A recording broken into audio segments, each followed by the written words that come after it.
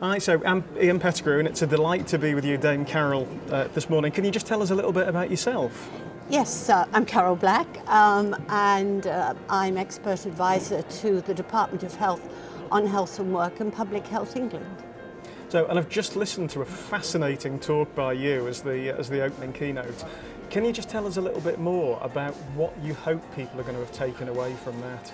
What I hope people have taken away from that is how important it is to create good work and good workplaces, and by that I mean really visible leadership that's empowering leadership, and that managers are helped to understand people as well as being very good at their technical part of the job. And we appoint people because they're technically competent, and then we often forget to train them in people management and how to get the best out of your team.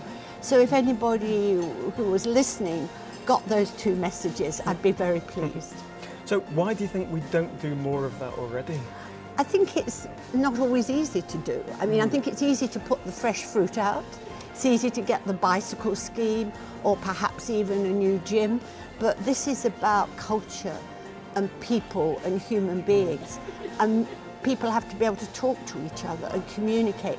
That's always a bit more risky than buying the fresh fruit.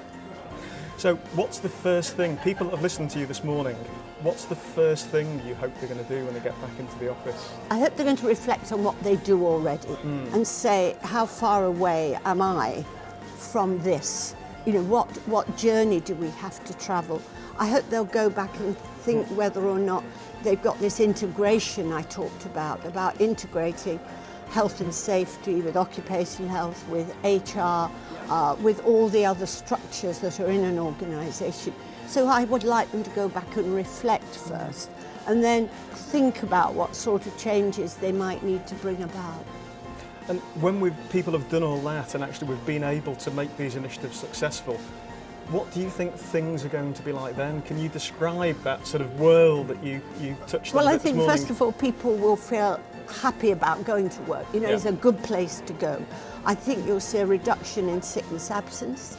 I think if you did employee engagement scores, they will have gone up. I think people will go that extra mile, because the evidence shows that if you think your employer cares about your well-being, you will respond appropriately. So I think there'd be some hard things you could measure, like sickness absence, staff turnover, and then there'll be the softer things of, you know, how do you feel about being in work? And I think that is softer. And for people who couldn't be there this morning, if we were trying to summarise your talk in one sentence, what would it be? What would be the one sentence message? I would say go and think about the way you respond to your employees in terms of their well-being and their general health. I would say go think about this, reflect on it, and then probably change some of your practices. And some of the examples you talked about, you talked quite a lot about the importance of physical activity. Can you just talk a bit more about that? Well, we know there's good evidence that if you're physically active, you're often mentally more active, and in fact mentally better off. You have a better sense of mental well-being. So the two things of the physical activity and the mental activity are very, very interconnected. When I'm down or if I'm worried, if I go for a long walk or a run, I feel better. There's just something about that activity that's helpful. And can I just ask, what's been the proudest moment of your career so far? Oh gosh. I guess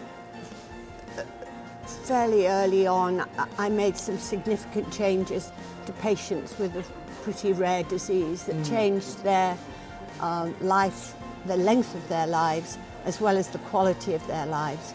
And that you really do think you've made a difference there. And what's the next big thing that you really want to achieve and make happen?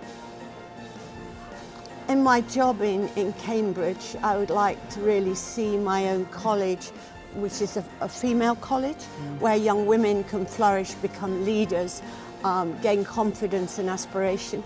So I do have and aim to really develop women and their roles in society, that would give me great satisfaction. That's great. Dame Carol Black, thank you very much indeed. Thank you.